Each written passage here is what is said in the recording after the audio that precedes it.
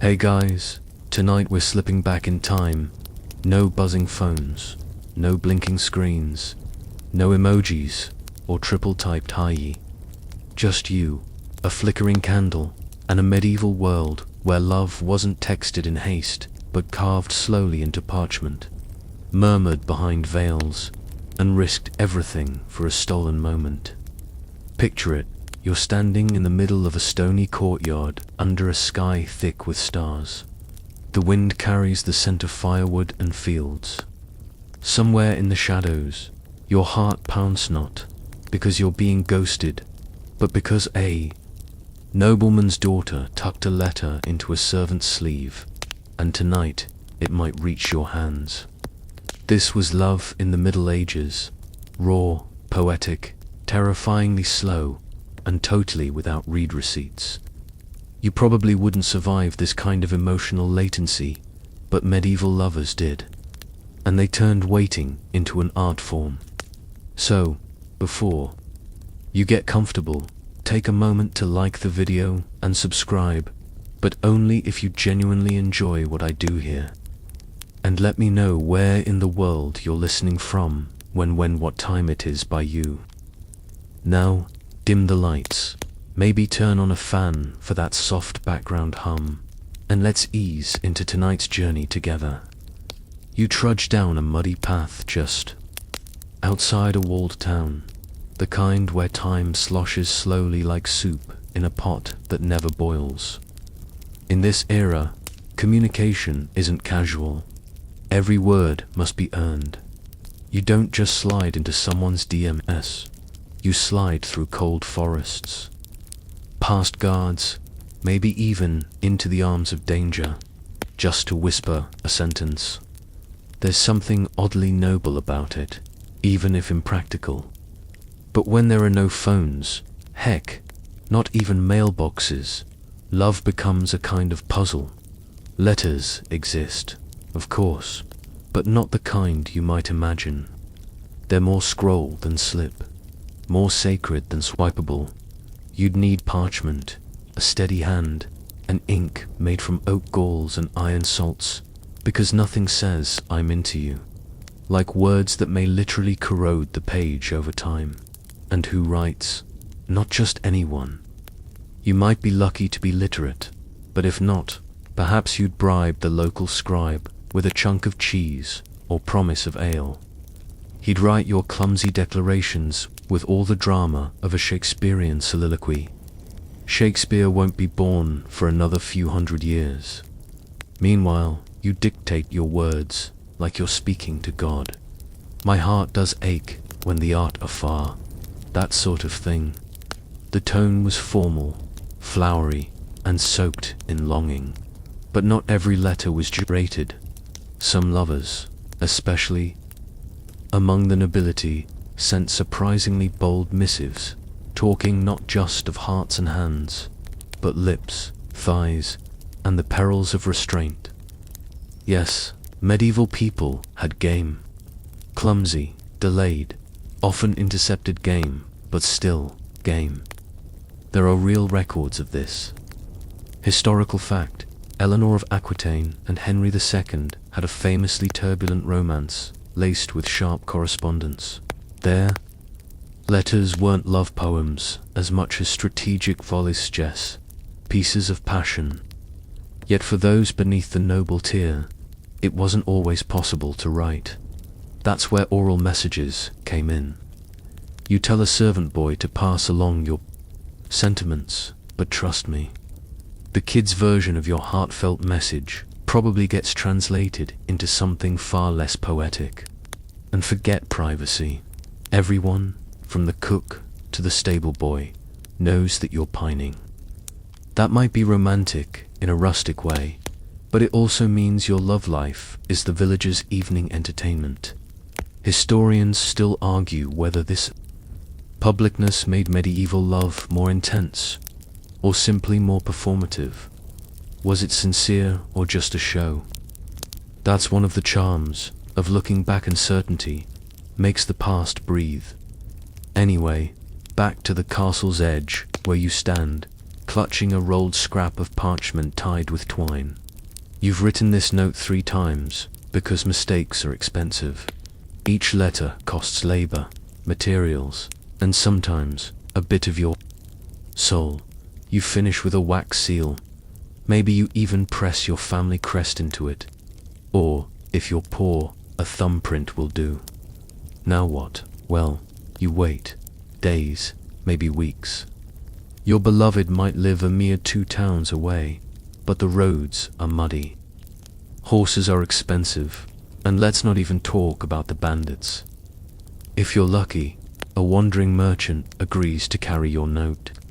If you're extra lucky, he doesn't read it out loud in the next tavern for a few laughs. It's risky, but that's the thrill. Every word sent into the ether carries danger, and that makes it sacred.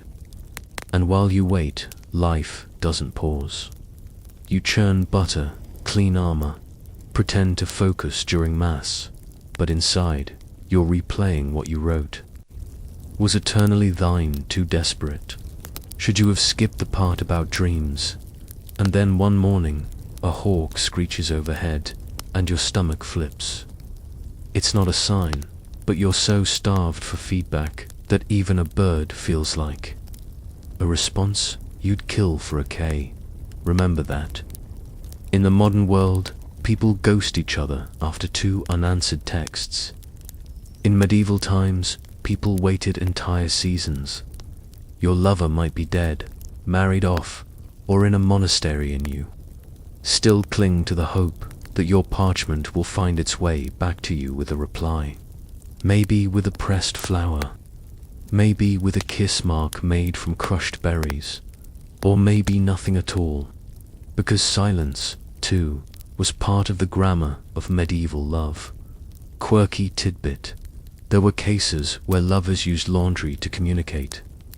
A certain way of hanging a chemise or turning a bedsheet outward could mean meet me at dusk or I'm being watched. Romantic or ridiculous, depends on how long you've been without contact. But there were rules, too. Love was dangerous, especially across class lines. A stable boy and a lady. Taboo, yet history is thick with stories of such unlikely pairs. Forbidden love wasn't just a Romeo and Juliet. Trope it was a lived reality. And when discovery could mean banishment, punishment, or worse, communication had to be subtle. The way a candle flickered in a window, the number of footsteps heard at night, these were messages. It turns love into a code, a whisper threaded through the mundane. And despite the lack of digital proof, some of these love stories outlasted even noble marriages arranged for politics. There's a theory among certain scholars, fringe but compelling, that the intensity of these delayed exchanges actually strengthened emotional bonds. The longer you wait, the deeper the desire, they argue. Absence didn't just make the heart grow fonder, made the mind grow wildly imaginative. The person you waited for became less real, more myth. And maybe that's the most medieval part of all. You weren't just in love with someone, you were in love with the version of them your longing created. Still, despite the rustic charm, it wasn't easy. Rain ruined letters. Messengers vanished. Rumors spread faster than ink dried. And sometimes, letters were read aloud in courts as evidence. One bad sentence could mean scandal. That's why many letters included religious flourishes to throw off suspicion. May God bless your household was code for meet me behind the chapel. The church loomed large in all things, even romance. But we'll get to that later. For now, you tuck your latest message into the lining of a cloak and hand it off to a merchant. He nods, not quite kindly, and mounts his horse. You watch him disappear into the fog, and then you wait. Not just with your hands, but your whole heart. Because when there are no phones, no notifications, and no way of knowing whether love is still alive, you learn to read silence like scripture. And that, my friend, is the true beginning of medieval romance. You lean against the cold stone wall of the barn, the weight of waiting pressing deeper into your bones, and think again about that letter you sent last week. Maybe it's reached her by now. Maybe she's tucked it under her pillow. Read it by candlelight until the wax dripped into the margin. Or maybe her father intercepted it and tossed it into the fire before her eyes could even skim the word. Beloved, that's the gamble. But when everything's on the line, your dignity, your future, maybe even your head love letters become lifelines. Not just ink on parchment, but emotional time capsules crafted with more care than 1,000 WhatsApp messages combined. Writing a love letter in medieval times wasn't like scribbling on a napkin or tapping out something on your lunch break. No, it was a ritual. First, you'd find the right material: vellum, if you were wealthy, coarse parchment or reused scraps, if you were not. Then, the ink, oak gall, iron salts, maybe with a little wine or berry juice mixed in, if you felt poetic. You had to consider your penmanship too, because illegibility was practically a death sentence for subtle meaning. So you took your time, forming each letter with the same deliberation as a knight drawing a sword. And what do you say? You don't write, "I miss you," too plain. Instead, it's "my soul hath thinned in thine absence," or "each tick of the chapel bell doth wound me more." You're not just saying you care. You're trying to make her feel it through the fibers of the parchment. A mainstream historical fact, the famous Ars Dictaminense, formalized medieval art of letter writing, offered lovers and diplomats templates for everything from business dealings to passion-drenched confessions. Scholars studied it to craft the perfect letter structure: salutation, exordium, narration, petition, and conclusion. Yes, there was a formula for love, which is both wildly romantic and slightly tragic. You had to open with honorifics, then flatter, then unburden your heart, and finally request a meeting or a favor, or simply a response. Of course, not everyone had access to this literary toolkit. Those who couldn't read or write often turned to professional scribes or clerics, turning private emotions into public performance. Imagine standing in front of a grumpy monk who's transcribing your aching heart while mumbling under his breath about your terrible grammar. Not ideal, but better than silence. And even the wealthy had to be cautious. Letters were physical. Things easy to intercept, easy to misinterpret. That's why medieval lovers often resorted to clever trickscodes, metaphors, and even ciphers to disguise their true intentions. One knight might write, "The dove has flown from my tower," meaning he missed his beloved, while she might respond with, "The garden blooms, but the sun has not risen," signaling her unhappiness at his absence. Secret codes became a language. Within a language, an intimate dialect known only to the pair.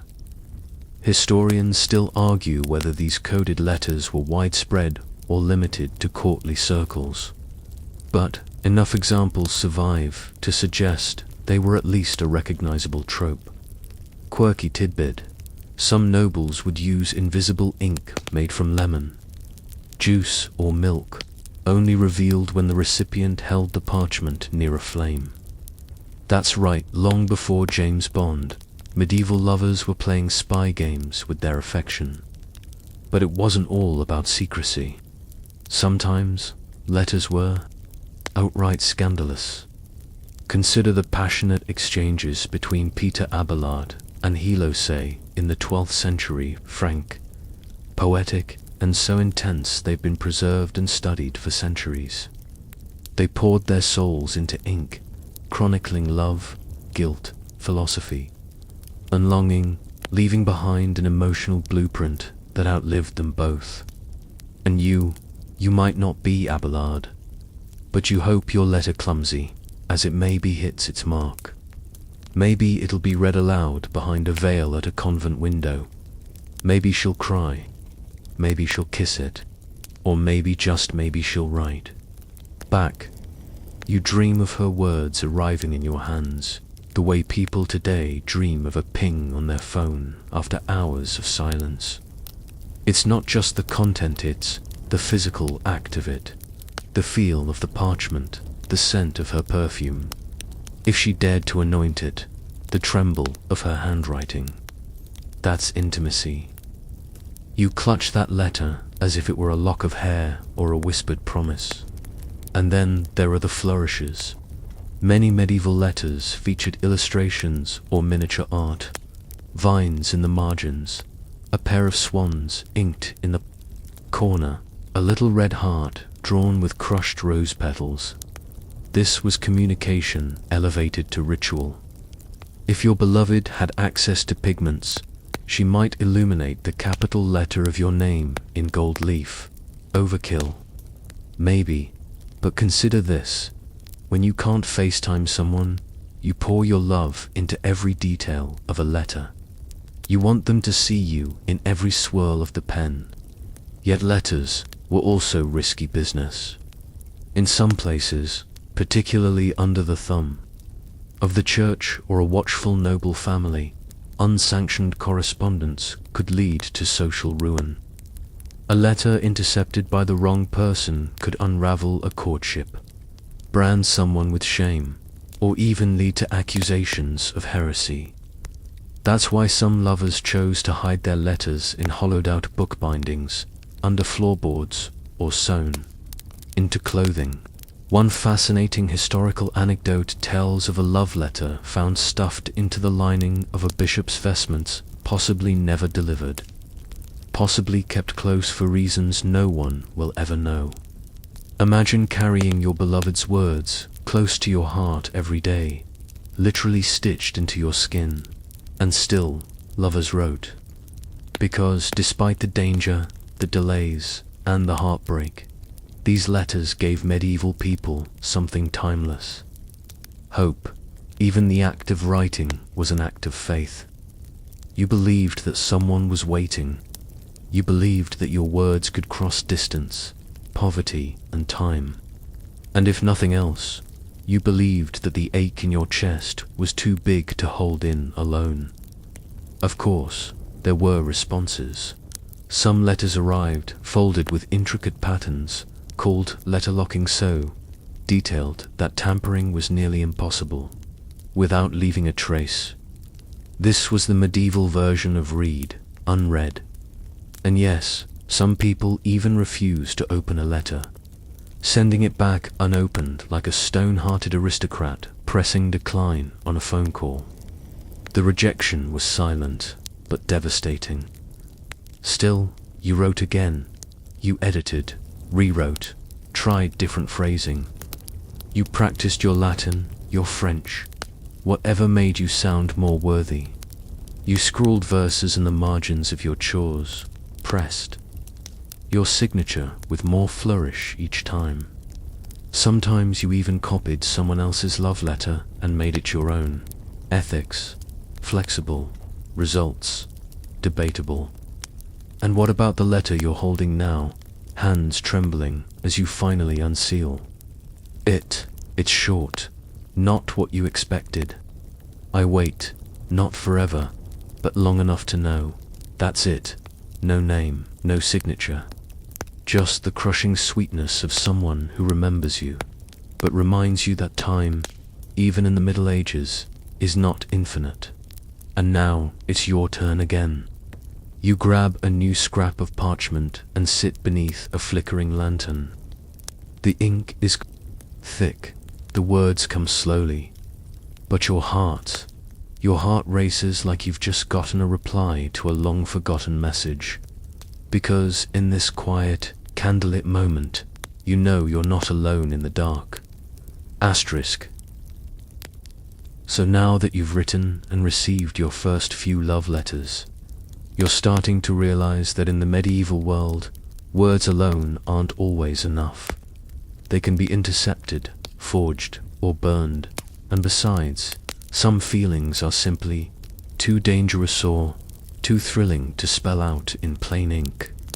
That's when lovers turned to something even more deliciously secret: codes and symbols. In a world where privacy was rare and scandal had a way of sticking like mud on a monk's robe, medieval romantics got clever, very clever. You start noticing how she braids her hair a little differently on market days, or how he ties a red ribbon around the hilt of his sword before jousting. None of these gestures are accidental. They're tiny, meticulously rehearsed symbols in a language you and your lover invent together, one careful cue at a time. One flower on the windowsill might mean I'm thinking of you. 2 might mean meet me after Vespers. A handkerchief dropped on the church steps. That's not clumsy, it's code for yes. A glove turned inside out on a saddle. Horn, that could be no. You're not just flirting anymore. You're practically building an encrypted romance, the kind of thing that would make a modern spy blush.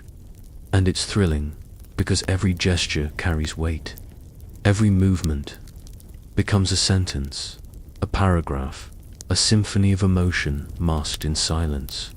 Historical fact: during the 12th and 13th centuries, codes were frequently used not just in diplomacy or warfare, but also in romance, especially among the upper classes. Nobles and courtiers who had the education to understand Latin riddles or complex heraldic symbols often used imagery or even references to astrology to cloak their intentions. And remember, these codes weren't random. They were born from the medieval obsession with signs, omens, and symbolism. In a time when almost every aspect of life was seen through the lens of divine metaphor, hiding love in metaphor felt less like deception and more like devotion. But even for commoners, people who couldn't read or write, symbolism was alive and well. The colors of clothing carried meaning. A blue sash might mean loyalty. A yellow one could imply betrayal or change. A woman might lace her bodice a particular way one day and then change the pattern as a subtle response to a question no one else knew had even been asked. A baker could draw a heart in flour on the side of his stall. A shepherd could knot his belt in a spiral instead of a loop. Small things, but when you're desperate for connection, small things scream like trumpets. Quirky tidbit: some lovers even developed secret gestures using food. You might send a pie baked with cloves to mean I pine for you, or one with mint to signify I forgive you. These gestures were passed quietly, often during festivals or church feasts, where touching hands over a platter might be the most intimacy you could steal. In fact, church was one of the most common places for coded communication, ironically, right under the noses of the clergy. You and your beloved might agree in advance that if she sits 2 pews behind you, it means she's safe. If she brings her shawl but doesn't wear it, it means she needs help. These were desperate times for subtlety, and the more forbidden the love, the more elaborate the codes. Scholars still debate whether some of these code languages were truly systematic or more improvisational. Did medieval lovers invent full symbol dictionaries, or did they adapt meaning on the fly? Historians argue both sides, with some pointing to repeated symbolism in courtly poetry as evidence of shared romantic lexicons, while others claim these codes were personal, created anew by each couple like secret songs only they could hum. Either way, you're now deep in the language of suggestion. One day, you receive a bundle of rushes tied with a black ribbon. That's odd, but you remember it's what she promised to send if her father discovered your letters. You go cold, with dread, knowing that silence won't be safe anymore. So you shift gears. You start writing in cipher. At first, it's simpler substitution code, each letter replaced with another. But then you get more ambitious. You write a verse of a psalm, then underline the first letter of every fifth word. It's clunky, yes, but the effort makes the meaning sweeter. This isn't just passing notes. This is devotion in disguise. And when her reply comes, it's stitched into the hem of a handkerchief. No, it worked. The thrill of deciphering it makes your heart race more than the words themselves. Meet me near the old well, it says, hidden in needlework so tiny you almost miss it. And yes, this happened. Some surviving medieval garments show evidence of encoded embroidery, whether for love, rebellion, or religious messages, we may never know. But scholars studying garments from the 14th century have found stitching anomalies that suggest they weren't just decorative, they were communicative. Secret signals sewn where only the intended recipient would think to look. Of course, none of this was foolproof. Mistakes happened. Symbols were misunderstood.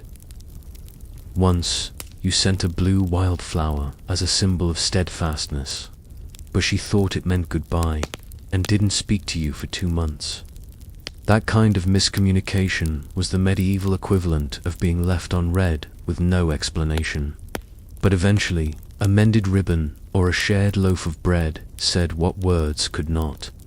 And what of music? Sometimes, lovers turned entire songs into secret messages. A lute player might change a chord progression or slip a particular melody into a courtly performance. You hear a familiar tune drifting through the market and suddenly realize it's the one you hummed to her when you first kissed behind the convent wall. She's telling you she remembers. She's telling you she's still yours. And yes, it's corny, but it works. Because when all else fails, when letters can't reach, and eyes can't meet, symbols speak. A carved heart in a tree. A candle lit in the third window instead of the first. The way a dog is leashed near the bakery one day, and not the next. Everything means something. You start to see the whole world as a letter, and she is writing back with every movement, every choice. Your relationship becomes a dance between presence and absence, sound and silence, form and meaning. And through it all, you feel connected. Not by wires or screens, but by sheer will. Love, in the Middle Ages, was an act of stubborn imagination. When your heart wanted to speak and the world wanted you silent, you found ways. You invented a language of longing, one gesture at a time. And as you lie on the straw bed tonight, staring up at the cracked wooden ceiling, you wonder what message she'll send tomorrow. A dropped lace ribbon, a tilt of a veil, a flower tucked into the church gate. It doesn't matter. You'll know it when you see it. Because now you speak fluent secrecy, and that, dear heart, is how you and your beloved become authors of a story no one else will ever fully understand. Only the two of you, wordless, ancient, unbroken. You wake early one morning to the sound of hooves against damp earth, muffled by the mist, still clinging to the village path like the last breath of a dream.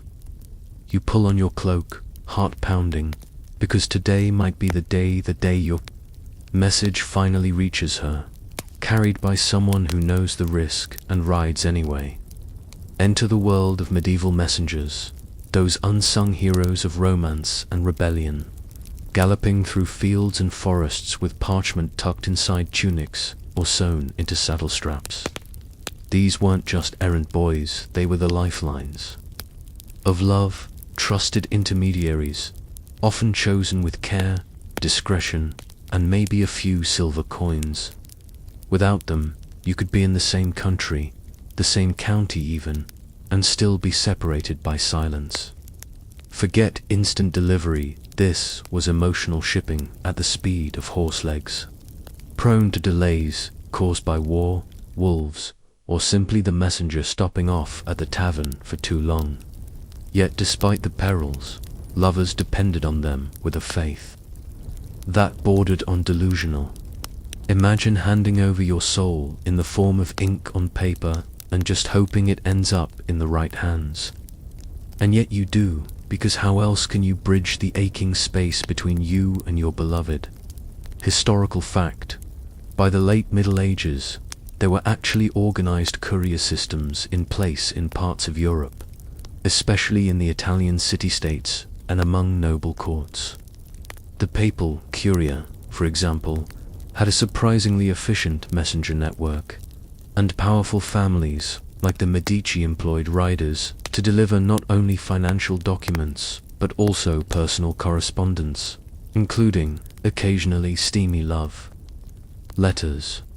For the rest of us, messengers were usually local farmhands, traveling monks, even the odd peddler willing to tuck a folded note into their boot if the price was right.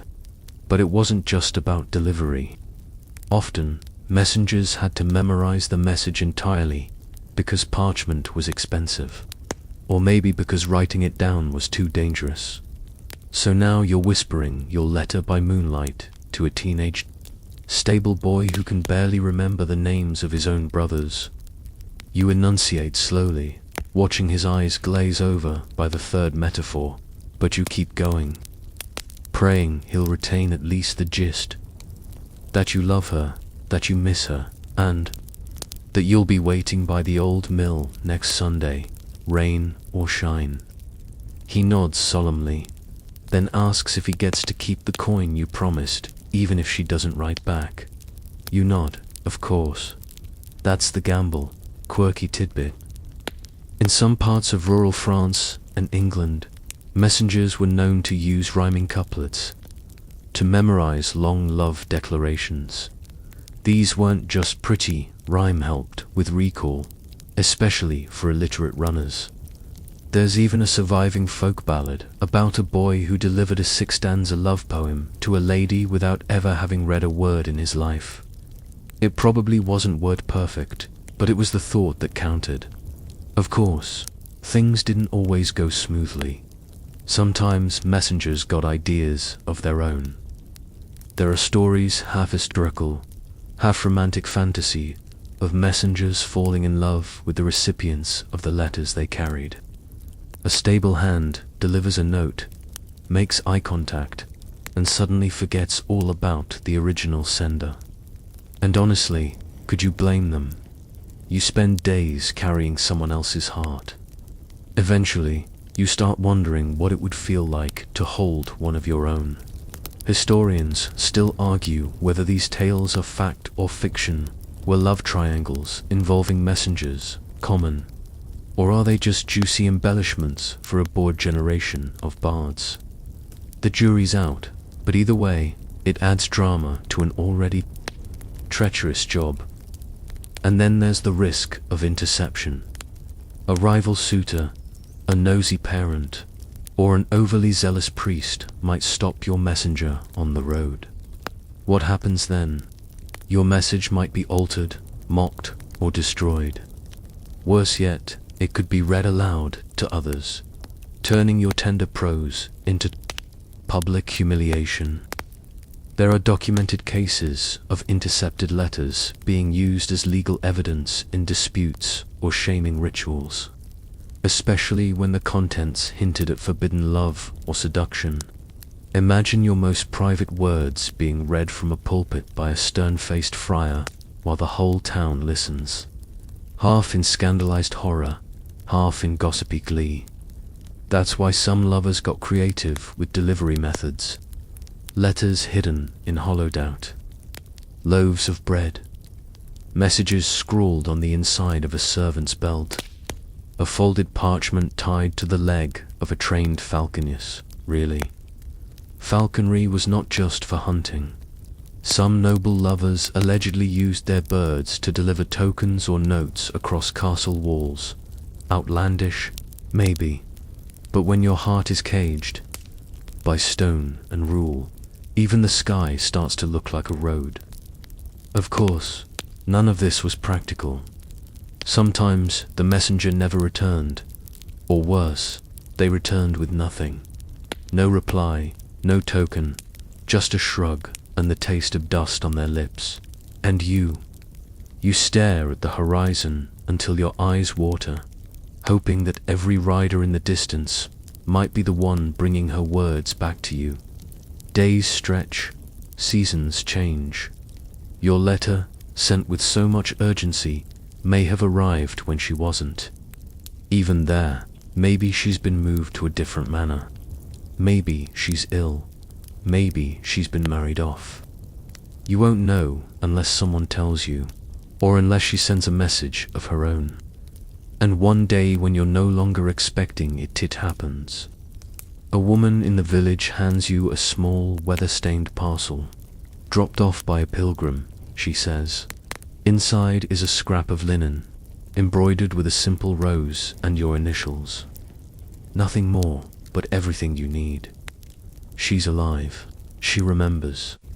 She's speaking to you in the only way she can. And the cycle begins again.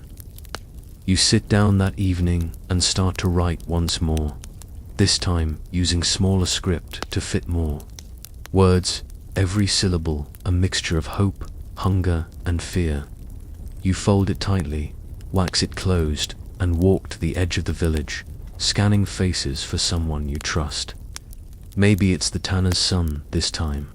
Maybe he's heading toward her town for supplies.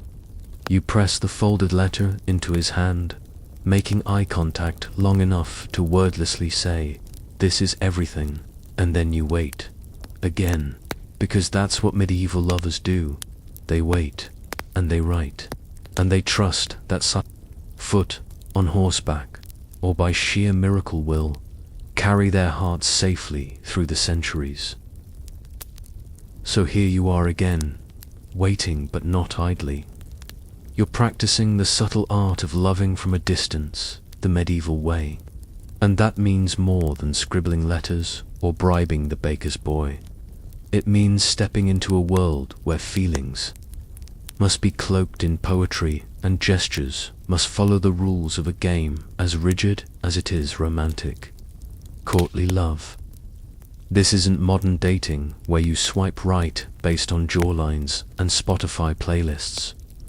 No, this is the grand, exhausting theater of longing, a deeply structured, often contradictory ritual that told you exactly how to feel, when to confess it, and most maddening of all, how never to truly consummate it. Courtly love was like falling in love while also auditioning for a role you never quite got to play. You, as the lover, were expected to be humble, pained, and poetic. She, your beloved, was aloof, radiant, and entirely out of reach. And the whole thing was supposed to exist in a weird limbo of almosts. Almost touching, almost kissing, almost declaring your soul, but not quite. Historical fact: the concept of courtly love was popularized in the 12th century, particularly in the courts of southern France, by troubadours who spun elaborate lyrical tales of knights pining for unattainable ladies. These stories weren't just entertainment, they were guidelines. The rules were laid out like a medieval manual on how to suffer beautifully. A knight was to fall in love at first sight, serve his lady like a vassal, perform brave deeds in her name, and crucially never expect physical reciprocation. That wasn't the point. Love was not about fulfillment. It was about the performance of devotion, the poetry of restraint. And as strange as that may seem to you now, lying there in bed with your blanket bunched just right and your fan humming softly, it made perfect sense to people who lived in castles with drafty hallways and reputations more fragile than stained glass. You walk into the great hall one morning and there she is, draped in embroidered silk, laughing behind her goblet, surrounded by chaperones. You're not supposed to look directly at her, but you do, briefly, and she sees it. That's step one. Next, you offer a token of your affection, maybe a scarf, a brooch, or even your victory in a joust. And she might give a polite nod, or worse, a faint smirk. You're devastated, but you're also thrilled, because in the twisted rules of courtly love, rejection isn't failure, it's fuel. Now you've proven yourself, wounded, how noble. So you compose verses about her eyes being twin moons, or her sighs being wind through willows. You sing them beneath her window, badly, in the rain, and then pretend you're just passing by with a lute. Quirky tidbit. In some noble courts, there were actual courts of love, mock judicial gatherings presided over by noble women who judged hypothetical romantic dilemmas. Picture it. A knight stands before a duchess and asks if I have pledged loyalty to Lady Cecile. But Lady Beatrice rescued me from bandits. Must I now transfer my devotion? And the ladies would debate, rule, and pronounce judgments with all the pomp of a real trial. It was love as legal theatre. Did it solve anything? Not really. But it did reinforce the idea that love, at least courtly love, was not spontaneous, but a finely tuned performance governed by class, duty, and unspoken rules. You're not just trying to win affection, you're trying to play the game so well that your suffering becomes a virtue. And sometimes it worked. Over time, the lady might soften. She might allow you to kiss her hand or wear her favor like a ribbon into battle. And if you did something especially brave, like slay a boar or win a tournament, she might reward you with a glance so laden with meaning it could keep you emotionally fed for weeks. Historians still argue whether these courtly romances were real or just poetic fiction layered onto otherwise arranged marriages. Some say the whole system was a fantasy cooked up by bored nobles who needed a socially acceptable way to flirt. Others insist that it reflected a genuine emotional culture, one where love and longing were deeply revered. The truth is likely somewhere in between. There are documented affairs that followed these patterns, noble lovers who exchanged rings, poems, even bloodied garments as proof of affection. And yet, most courtships still ended in marriages arranged for land, title, or alliance. So what does that mean for you, the aspiring medieval romantic? It means you're operating on two levels, the emotional and the strategic. You're composing your fifth sonnet about her complexion, while also wondering if her father might let you lease a piece of farmland someday. It's not cynical, it's survival. And yet, amid all this structure, real feelings still creep in. You see her at a feast, laughing at some dull nobleman's joke, and you feel something sharp in your chest. Not jealousy exactly, but the ache of separation within proximity. She's right there, and yet entirely untouchable. You catch her eye for a half second, and it's enough to make you write 5 pages that night. Because even if she belongs to someone else or to no one at all, she owns you now. You dream about her. You picture growing old in a cottage that will never exist. You start practicing your accidental run-ins, making sure you're always on the path she takes to the chapel, adjusting your cloak so the embroidery catches the light. Everything is calculated, but none of it feels fake. That's the paradox of courtly love. It's all artifice, and it's all real. And one day, she breaks the rules. She drops a silk glove as she passes you and doesn't look back. You freeze. Is it a mistake? Is it deliberate? You don't know, but you pick it up and hold it like a relic. That night, you write her a letter so full of devotion it makes you weep into the ink. You tell her that her glove now lies against your heart, and that you'll carry it into every battle until your dying breath. Too much, probably, but that's how this game works. All or nothing. And the next morning, as the sun pours through the stained glass of the great hall, you see her wearing a small pignor panan, her sleeve. No one else notices, but you do, and it means everything. You've crossed into new territory, no longer just the suffering knight.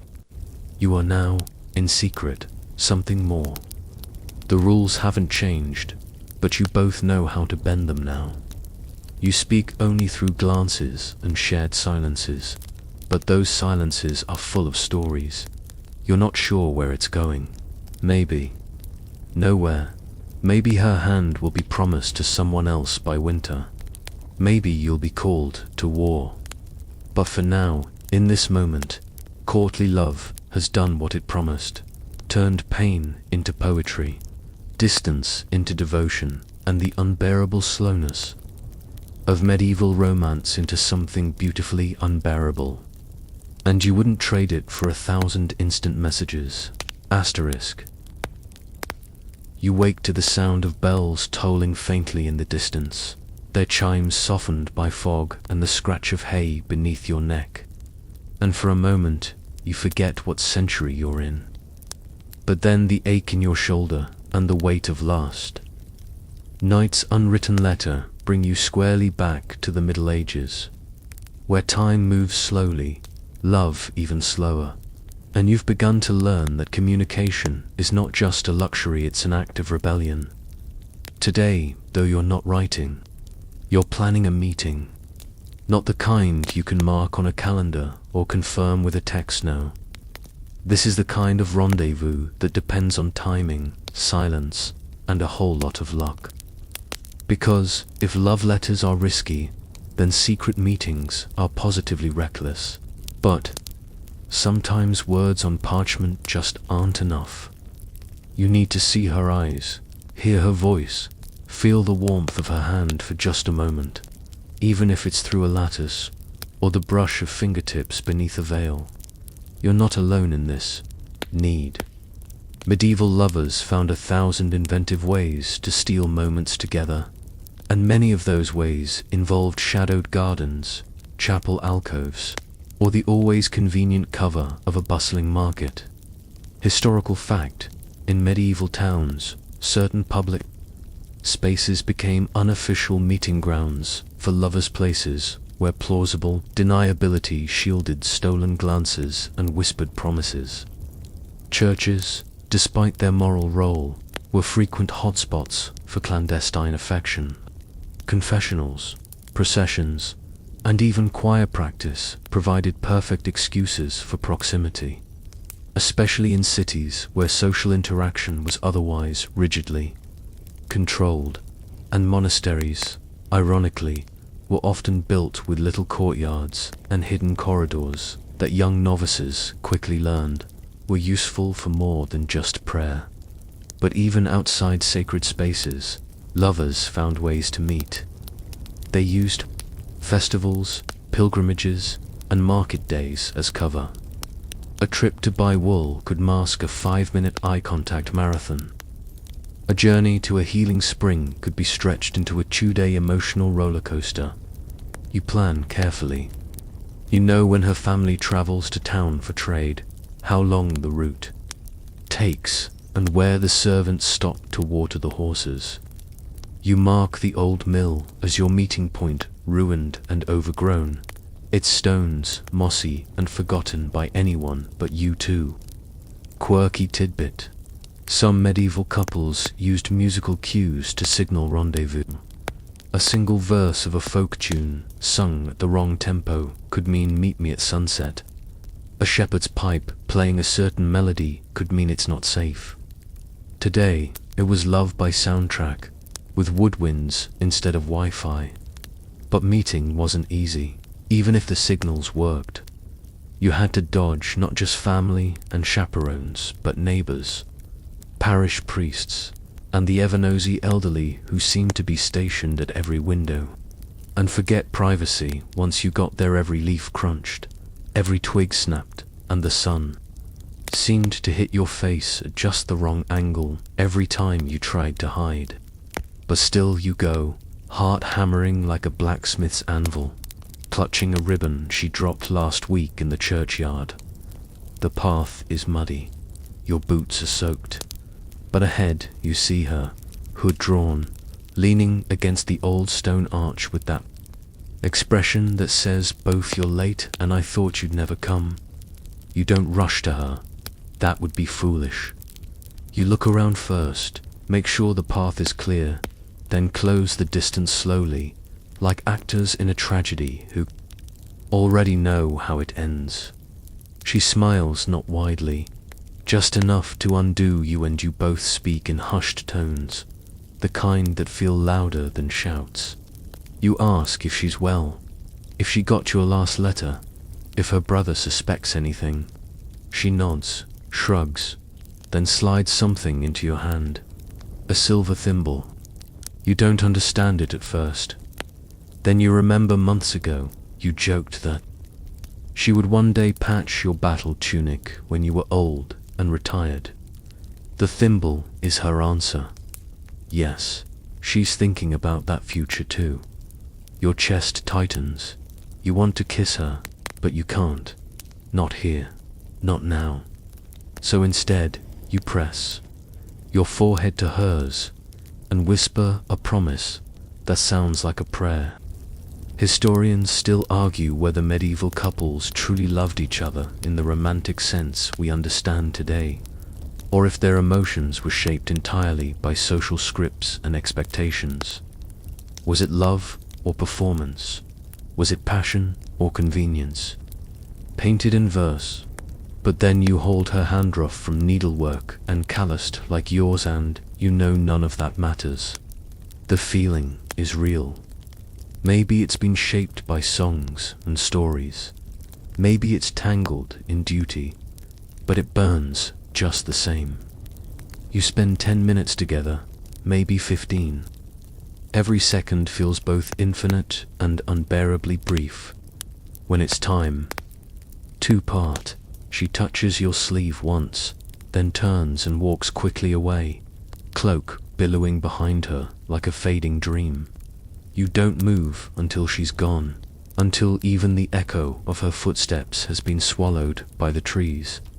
Then you walk home with the thimble clutched tight, daring the world to ask why you're smiling. But not every meeting goes so smoothly. Sometimes you wait and she never comes. A sick aunt, a closed gate, or a watchful cousin can ruin everything. You try again the next day, and the day after that. Sometimes you're lucky, sometimes you're not. And on the days when the loneliness curls up in your stomach like a wolf with nothing to chew, you remember her touch, her laugh, her whispered soon. That's how you survive. That, and the hope that this secret ritual will one day become a shared reality, that the old mill will be your kitchen someday, and the stone arch will see not farewells, but greetings.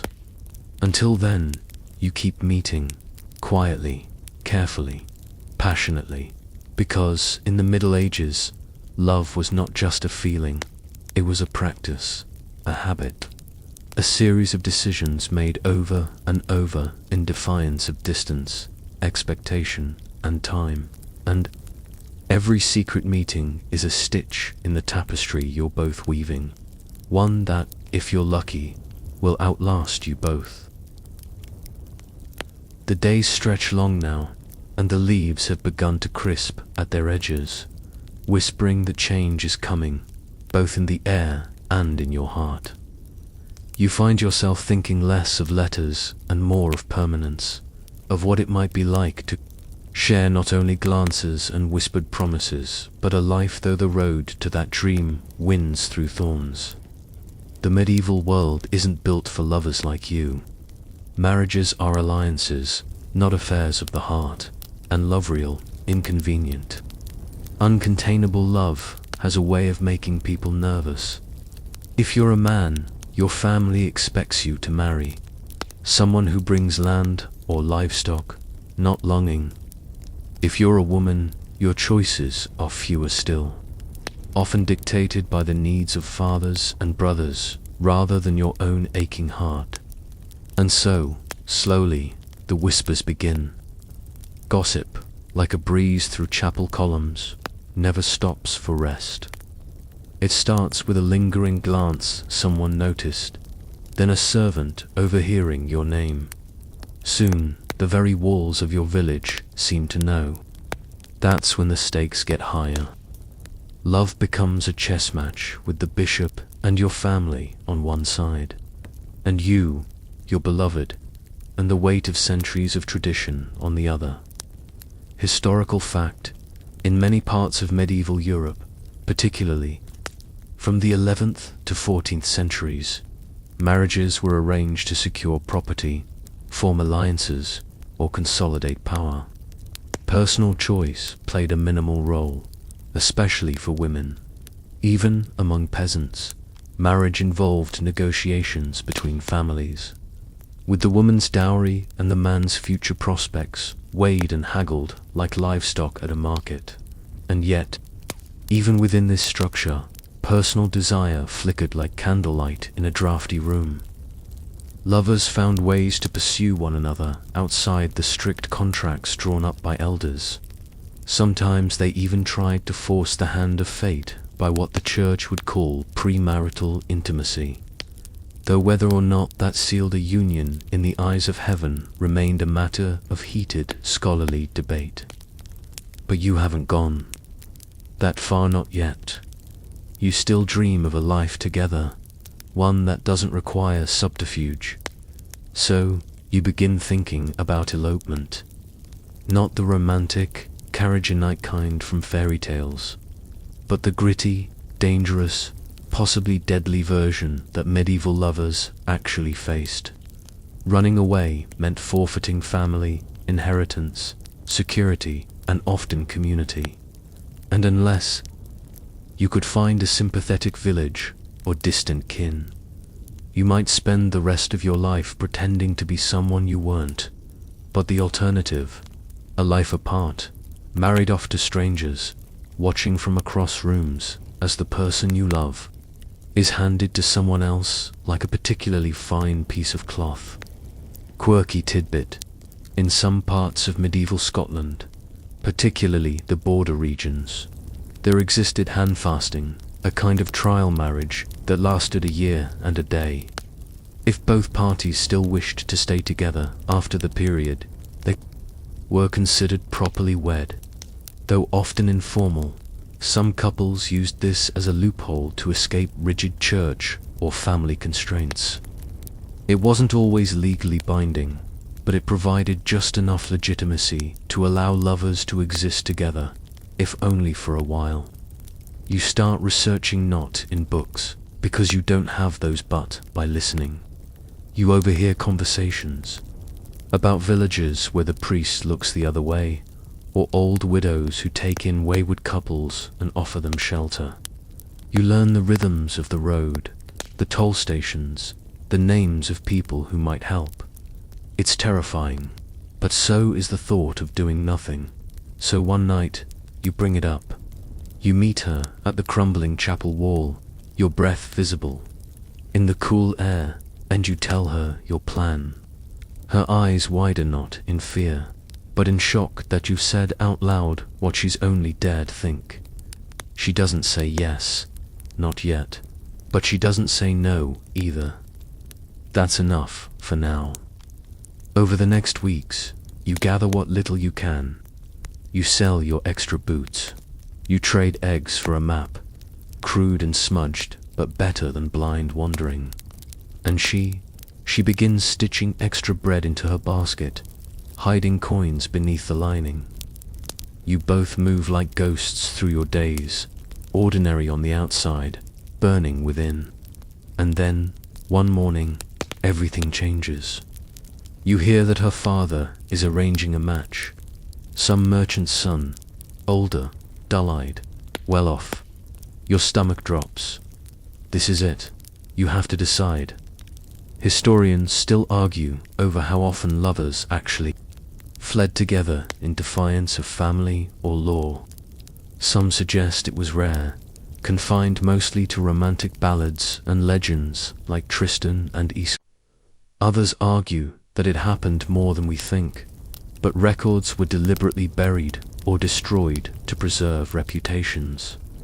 What is clear is that such decisions were rarely romantic in practice.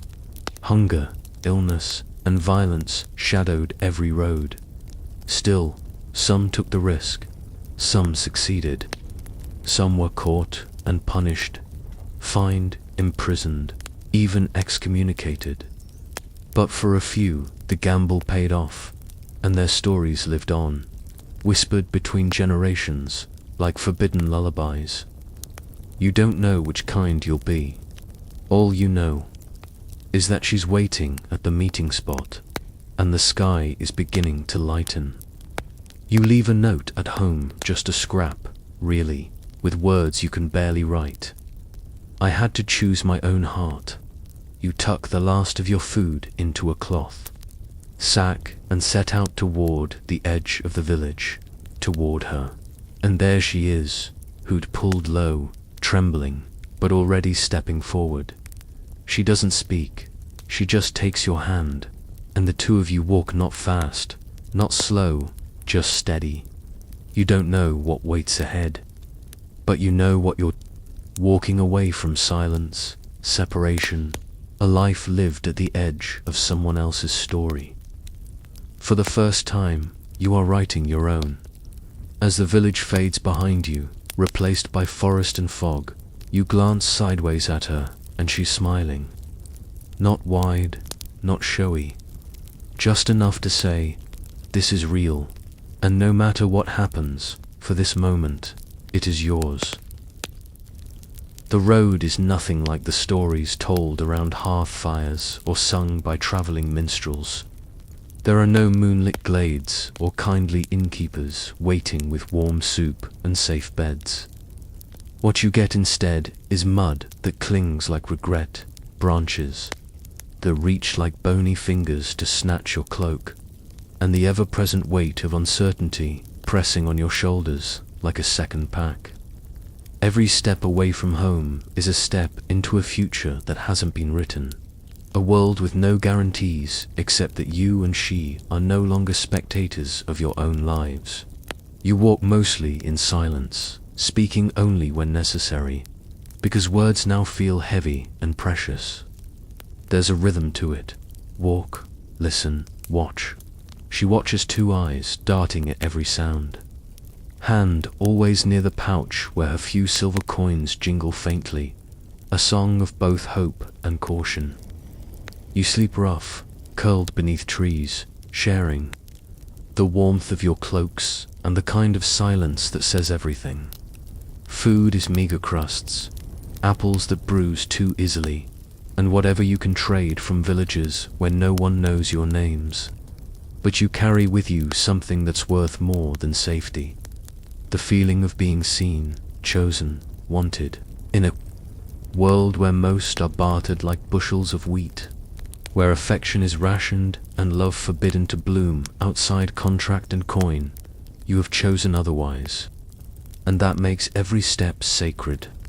Historical fact: medieval travelers faced dangers that would make modern road trips look like strolls through paradise. Robbers, wolves, illness, and exposure were constant threats. Roads were poorly maintained, often little more than beaten paths, and maps, if you had one, were vague at best.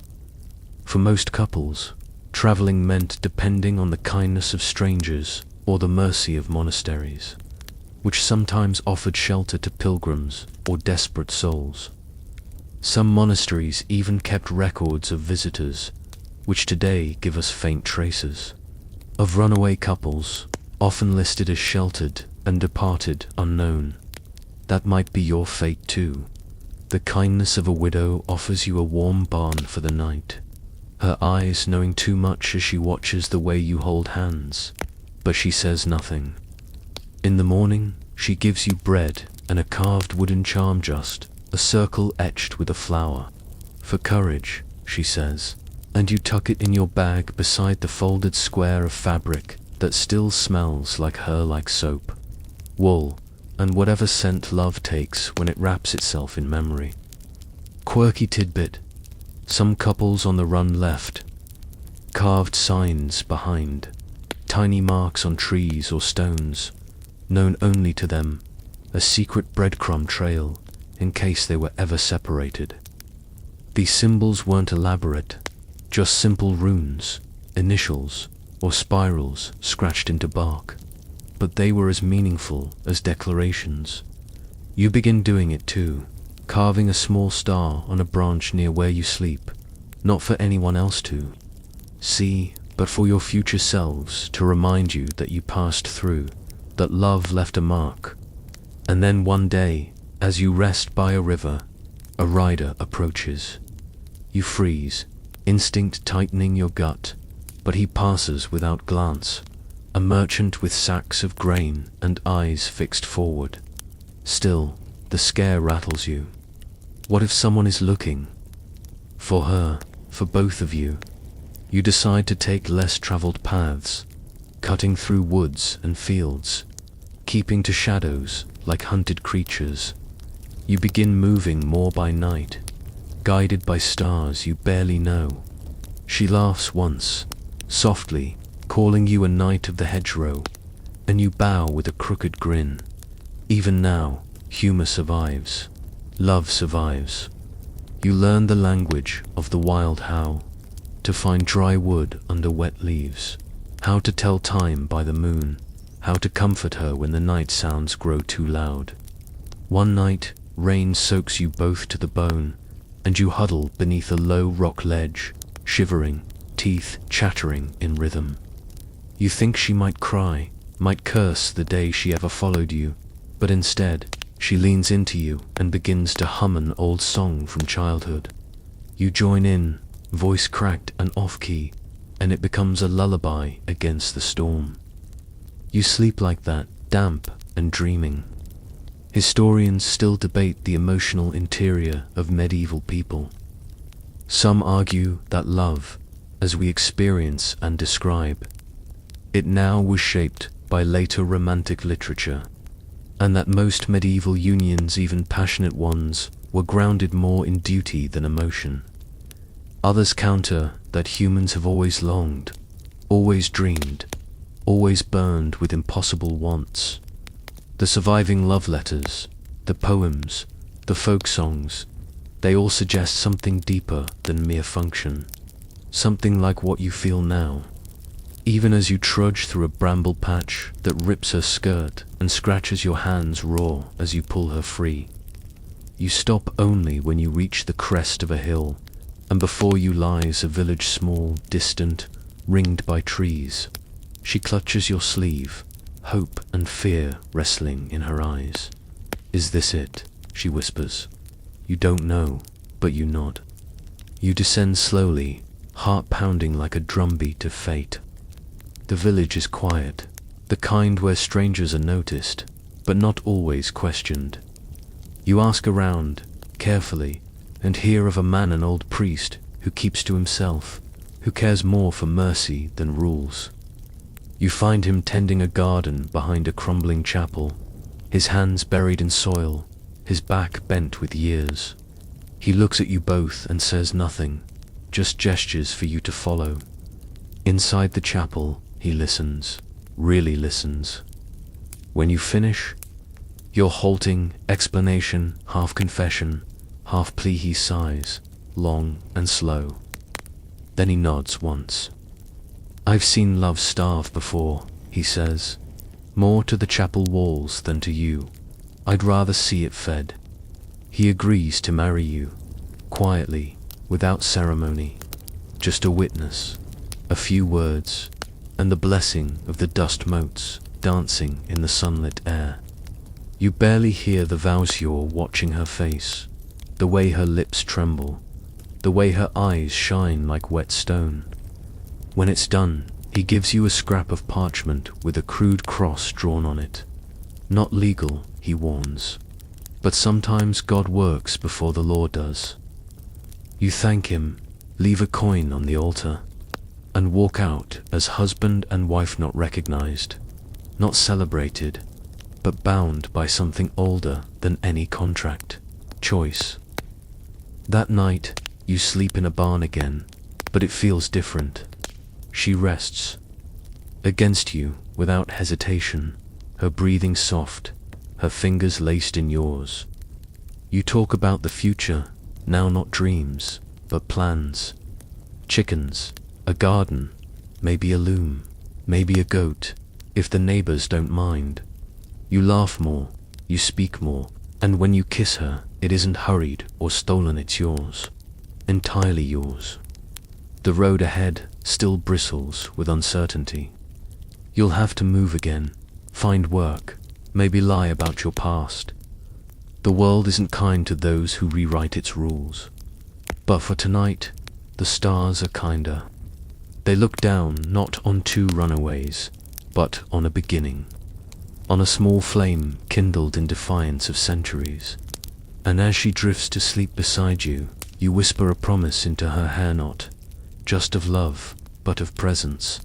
You'll be there, through storms, hunger, fear, and all the quiet little days between. No matter where you go next, you'll go together. And that, in this strange, brutal, beautiful, medieval world, is the closest thing to forever. Asterisk. You awaken to the sound of distant roosters and the smell of damp straw, and for a moment, everything feels new. Not because your bones hurt less from sleeping on the barn floor, or because the morning air is any warmer, no.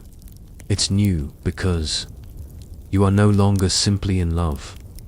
You are now committed, tied not by the bonds of law or family arrangement, but by something rarer and far more radical in the medieval world: mutual choice.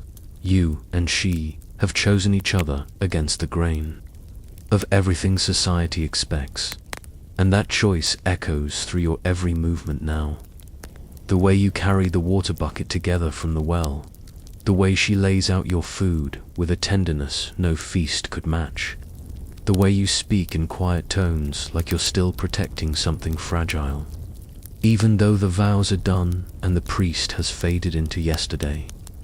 The village, too, feels new, not because it's welcoming, it isn't exactly, but because you now look at it not as a stop on the road, but as a maybe place, a maybe future.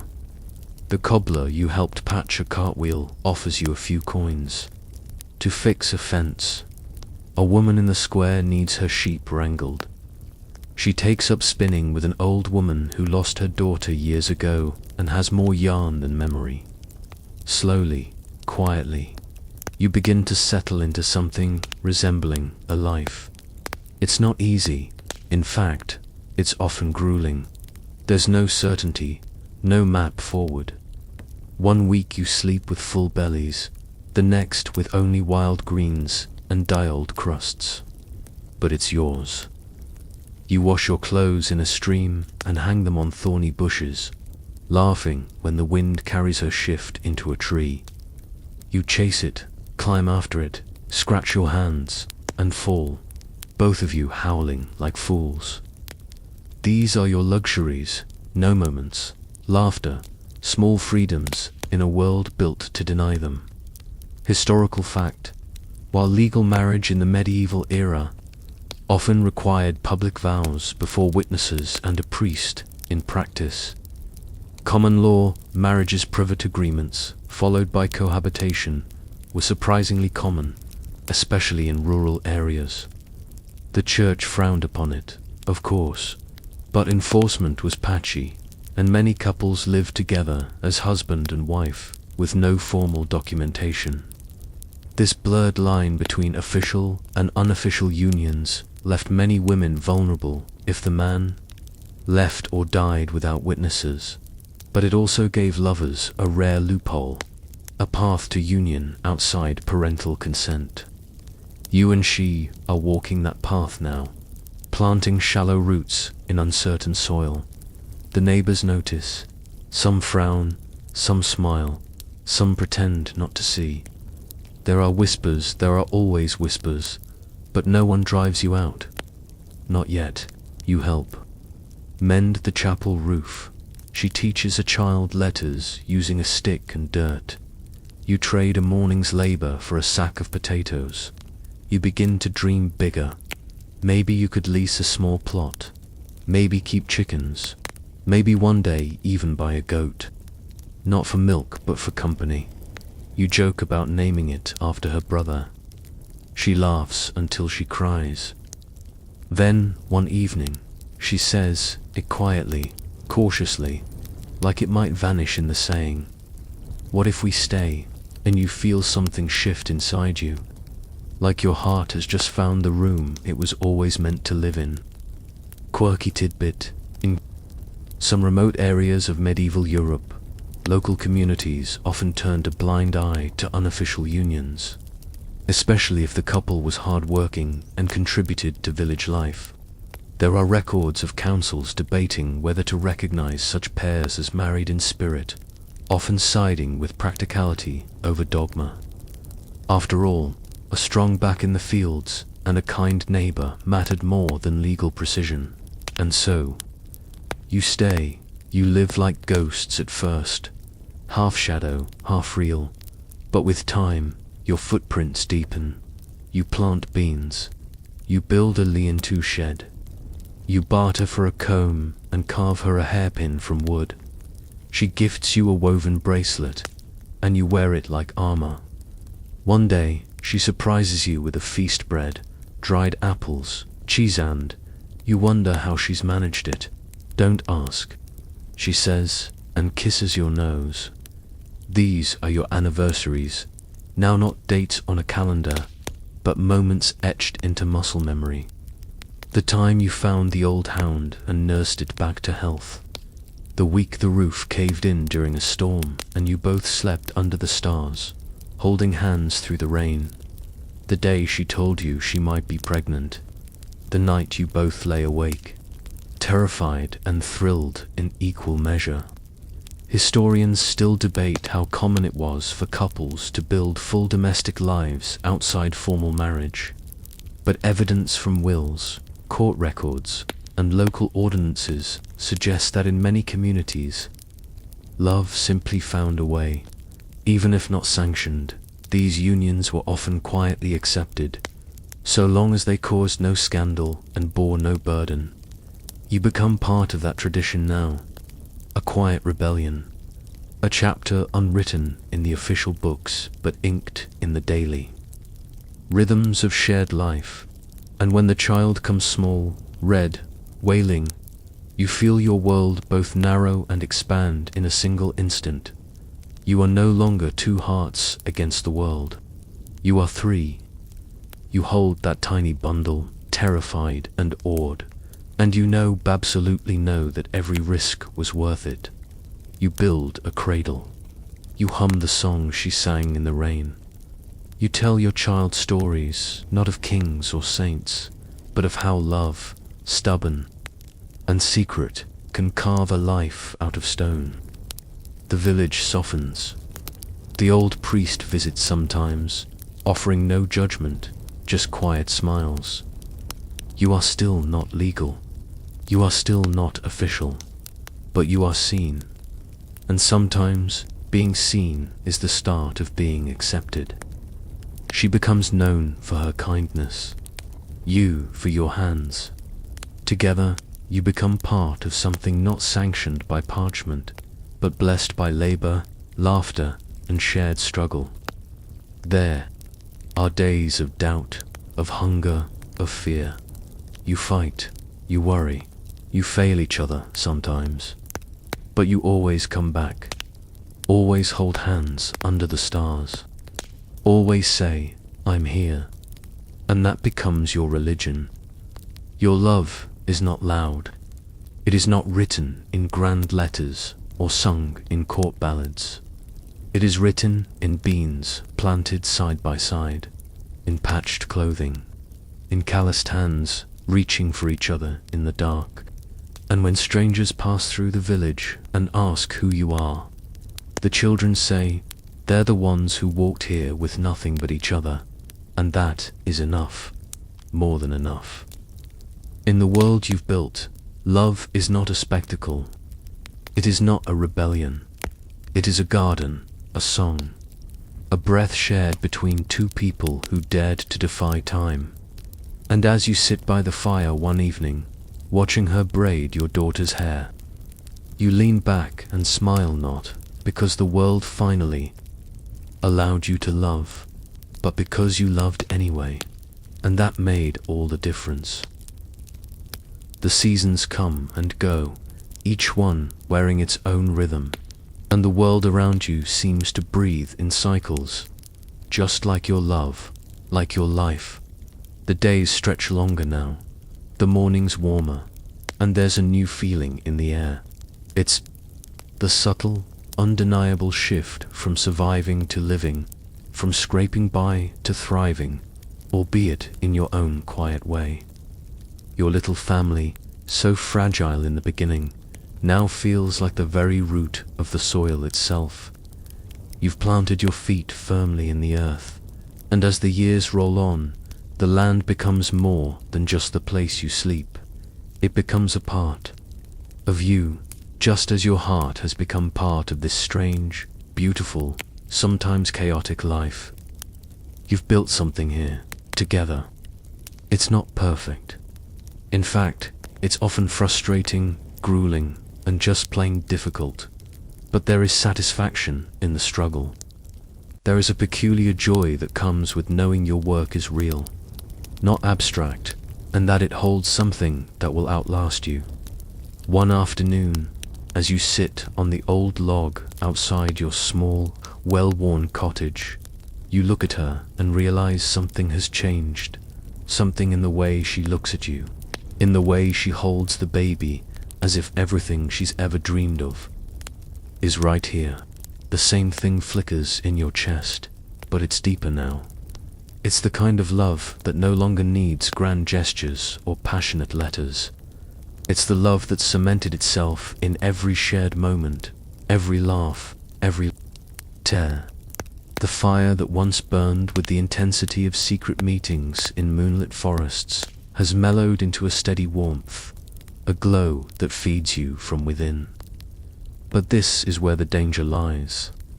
The medieval world, for all its beauty, for all its whispered poetry and stolen moments, is never static.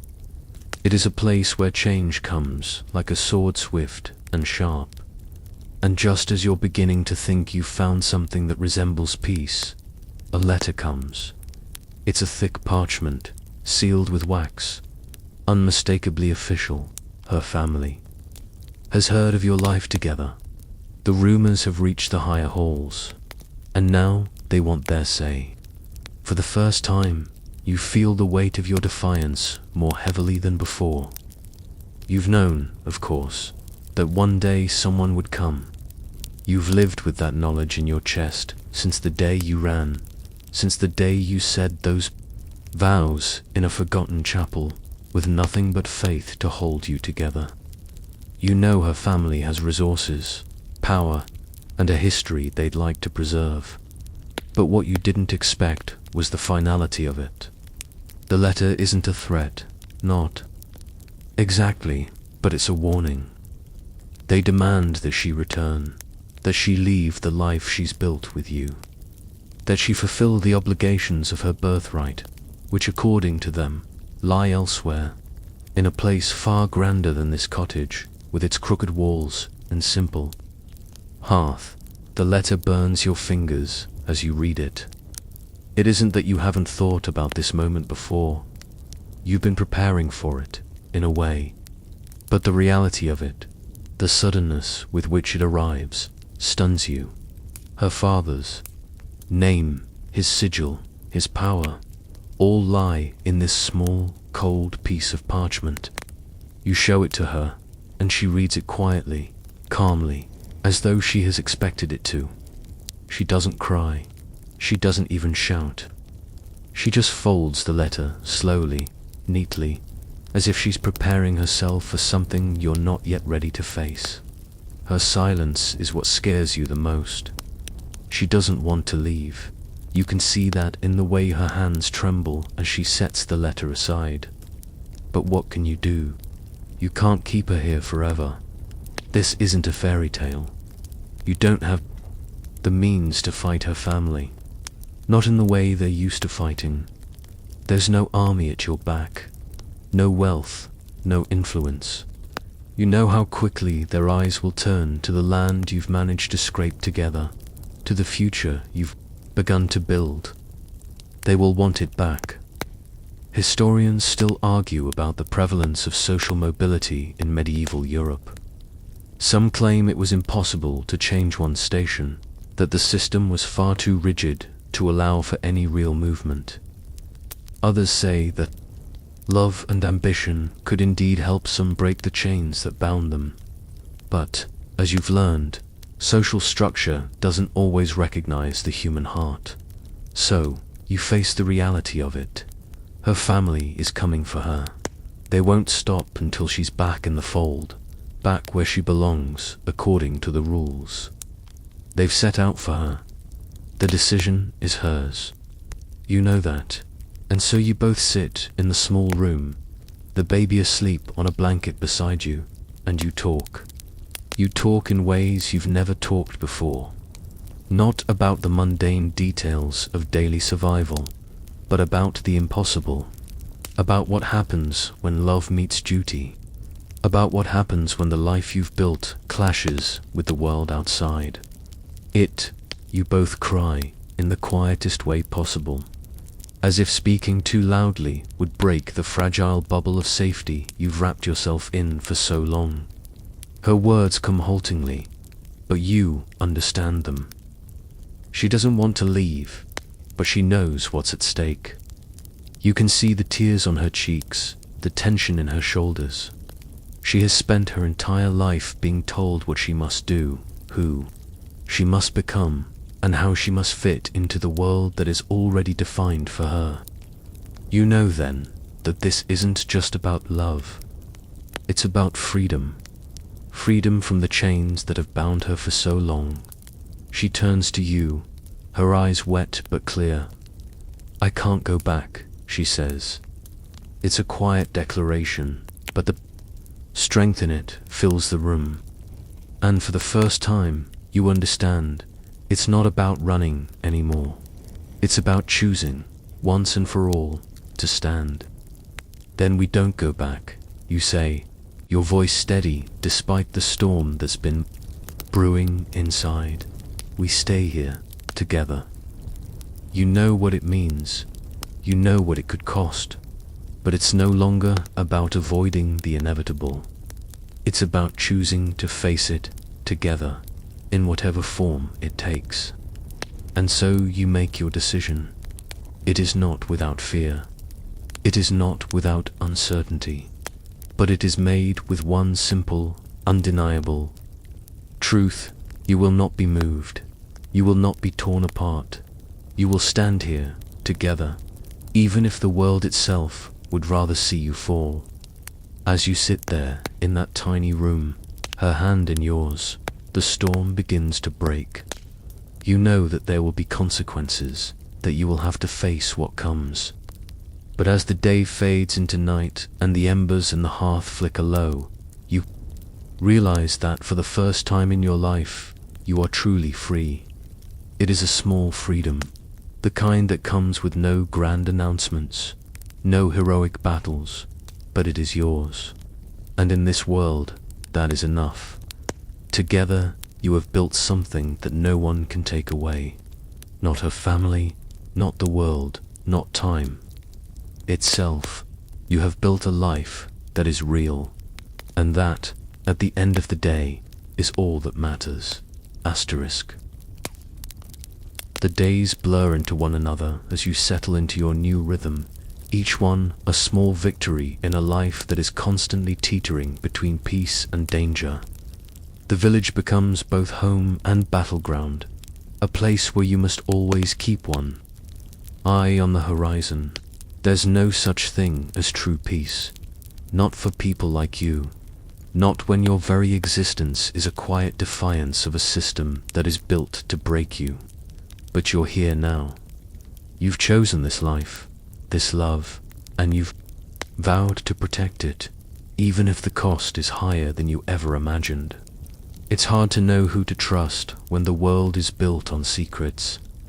The first time you run into someone from her family, a cousin of hers, walking through the village with a group of traders, you freeze. The recognition in his eyes is instant. You see it before he can mask. It's a flicker of surprise, then something darker, something harder. You think you see his jaw clench for just a moment, but then it's gone, replaced by the smile he thinks he's supposed to wear. "Good to see you, cousin," he says, his tone too easy, too casual. You can tell it's a lie. He doesn't mean it. The tension in the air is thick, palpable, and you feel the weight of his gaze on your back as he walks away, his group moving like shadows behind him. You're aware, now, that there are eyes everywhere. Her family's reach is long. Even here, they may not be able to pull her back by force, but they have the power to ruin you both, to sow discord in the community you've started to build. You feel the burden of that knowledge like a stone in your chest. You know that every day you wake up and make breakfast, every time you help her with the chores or pick up the child, you're risking everything. There's no more room for mistakes. Your resolve, however, doesn't falter. In fact, it strengthens with every passing day. If anything, you begin to realize that this life is a gift in ways you hadn't seen before.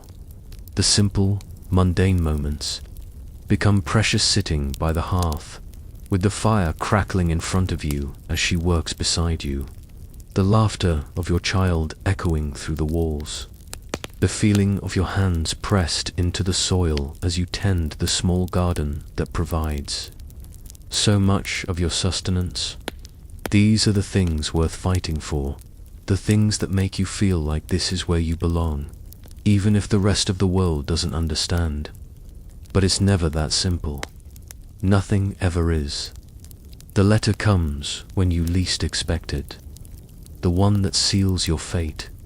It's from her father. You'd known it was coming. You'd felt the rumblings in the distance, but nothing prepares you for the finality of it. The words on the parchment are carefully written, polite, but full of hidden threat. It demands she return immediately, or they will have no choice but to take action. The tone is masked with civility, but you hear the veiled menace beneath it, and it makes your blood run cold. It's not just her anymore, it's you too. Her family has decided that you both must be removed, that the life you've built is an insult to everything they've worked for. You understand then that there's no escaping it. They've made their decision, and it's final. You sit with the letter for what feels like hours, the words swimming before your eyes. Your heart races, but there's no time for fear. Not now. You have to act. You have to make a choice. And you know there's only one choice you can make: to stand. To stand together, no matter what. The village, for all its warmth, for all the quiet acceptance it has offered you, is a fragile thing. A stone thrown into still water, and the ripples reach farther than you expect. The rumors start again, this time louder. You see it in the way people look at you, the way they whisper behind their hands. The same cousin you saw earlier speaks to you again, this time with more caution. He tells you that her family is gathering forces, and that they won't hesitate to take action if you don't leave. His eyes are full of pity. You understand what he's saying, but you also understand that this isn't about pity anymore. It's about power, and they want it back. You know that staying would mean everything you've worked for, everything you've fought for, will be destroyed. The question isn't whether you can live with that loss, it's whether you can afford it. It's not a question of courage either. You've already chosen courage. The question is what you're willing to sacrifice to protect the love you've built, the life you've created.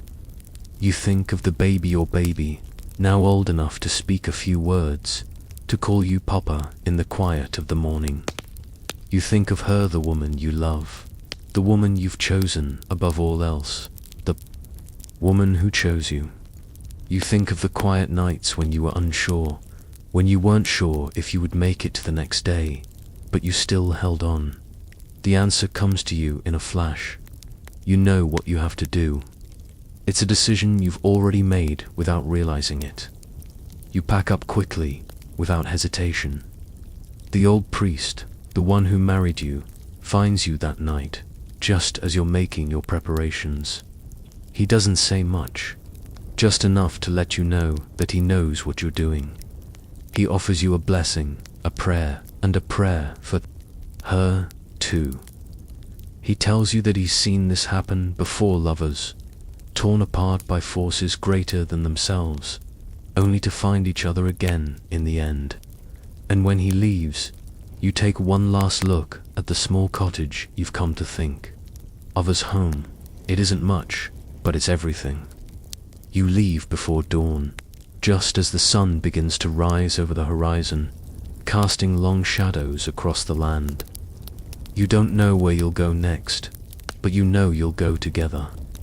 You walk away from the village that has come to accept you, away from the life you built and into the unknown. But you do so without regret, because the truth is clear. Nor your love. Your life is yours, and it doesn't belong to anyone else. Not her family, not the world, not anyone but you. And as you step onto the road, hand in hand with the woman you love, you feel the weight of the world lift from your shoulders, if only for a moment.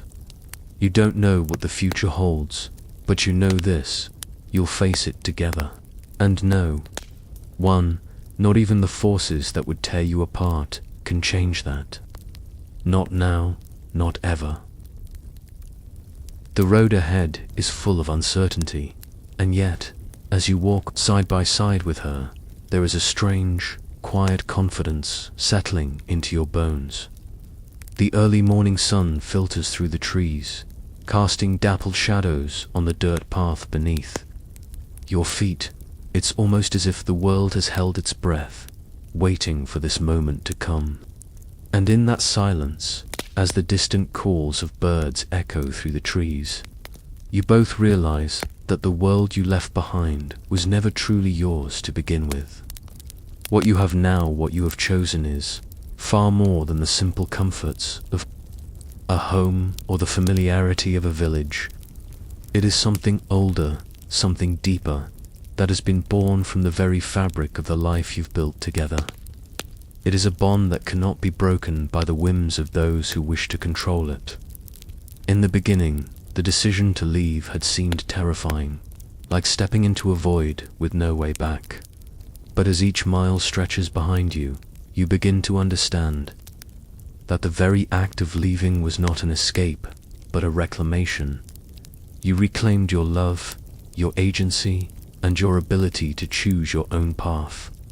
With every step, you are reminded of the strength that has always been inside you both. The road winds on for what feels like an eternity. The weight of the world presses down at times, but there are moments, fleeting though they may be, when the sheer beauty of the landscape, the way the sunlight glints off a small stream, the wildflowers that sway gently in the breeze fills you both with a sense of peace. You haven't found what you're looking for yet. You don't know exactly where you'll end up, but there's a quiet hope in your hearts that you'll find something new, a place where the weight of the world is lighter, a place where love, at last, can thrive without fear. Over time, the days pass in a blur. You take each one as it comes, living in the moment, finding small pleasures in the simplest of things. She teaches you how to weave small baskets from reeds by the riverbank, and you build shelters along the way, using what nature offers to protect you from the elements. Sometimes you share stories from your childhood tales, of places you both dream of seeing, of places you never thought you could reach. At night, you sit by a fire and cook what little food you have, the smell of roasting herbs filling the air while the stars stretch endlessly above you. And in these quiet moments, it becomes clear you have found something far greater than safety or security. You have found peace. The journey is not without its hardships, of course. There are days when the cold bites at your skin, when hunger gnaws at your belly. There are nights when the fear of what's to come weighs heavily on your mind. You wonder, sometimes, if it will all be worth it. But then you look at her, at the quiet strength she radiates, and you know that the answer is yes. It is worth it. Because, for the first time, you are truly free. The love you share is a thing of beauty and resilience, something that can't be contained by walls or boundaries, something that can't be defined by the world's rules. It's something that can only be defined by you, by the choices you've made. And so you keep moving forward, through the forest and the fields, into the unknown, trusting in the path ahead. You trust not just in each other, but in the belief that you both have the strength to face whatever comes. Days turn into weeks, weeks into months. You pass through villages where you are little more than strangers, where people look at you curiously but say nothing. You encounter travelers on the road, some kind, some wary, and you offer your help when you can, knowing that one day you too may need help. You learn to rely on each other more and more, becoming not just lovers, but partners in every sense of the word. The world is a hard place, but you've come to understand that love is not about escaping it. It's about facing it together, about holding each other through the worst of it and celebrating the best. You realize, one day, that you no longer fear what's ahead. You no longer fear the judgment of others, the wrath of her family, or the unknown. You've faced those fears head on, and now you're ready to face whatever comes next. One morning, as you walk along a narrow trail beside a river, you spot something in the distance, something that looks different from the usual barren fields and scattered homes you've passed through. It's a village, smaller than the one you left behind, but there's something in the air here, something that makes you both pause.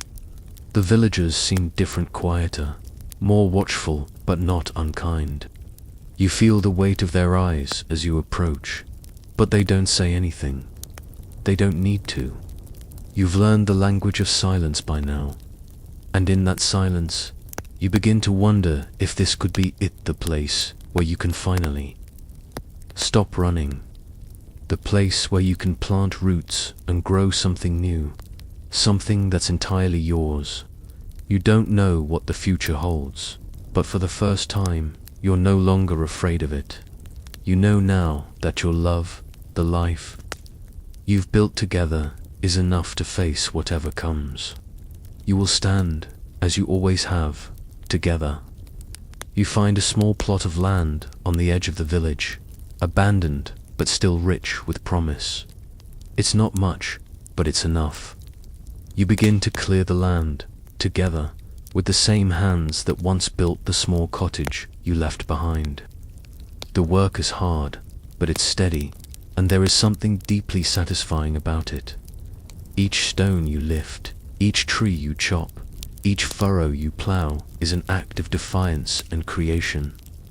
You build a simple hut, just big enough for the three of you, and as you sit by the fire one night, looking at her and your child, you realize that this is what you've been searching for. Not the end of the road, but a new beginning. The world may still be out there, full of dangers and uncertainties, but it's no longer something that controls you. You've made your own place in it, and that, you know, is all you've ever needed. The journey may have been long, but it has brought you to this moment, and that moment is enough. You have found your way not by running from the world, but by choosing together to live in it. In the end, that's all anyone can ever hope for. A life lived on their own terms. A love that no one can take away, and the quiet peace of knowing that, no matter what comes, you have each other. As the seasons turn and the work continues, a subtle shift takes place. What began as a quiet rebellion, a journey marked by nothing but love and a willingness to stand firm in the face of everything that tried to tear you apart, now begins to settle into something more enduring. The land, once unfamiliar and foreign, starts to feel like home. The small plot of land you've cultivated your hands in the earth, your sweat mixing with the soil, becomes a part of you. There's a bond there, a deep, undeniable connection that can't be broken by threats or words or the distance between your past and your future. The world is still out there with its rules, its pressures, its expectations, but here, in the simple act of planting seeds and watching them grow, you realize that the life you've chosen is yours, not anyone else's. There are days when it's hard. The rain falls in sheets, soaking the ground, making it impossible to work the fields. There are nights when the cold seeps into your bones, and you can feel the distance between you and the world that rejected you. But there are more days when the sun rises, warm and golden, and the earth rewards your effort with fresh greens, bright flowers, and the steady hum of life. You learn to rely on the rhythm of the seasons, the ebb and flow of nature, to steady your own heart. The village around you begins to change as well.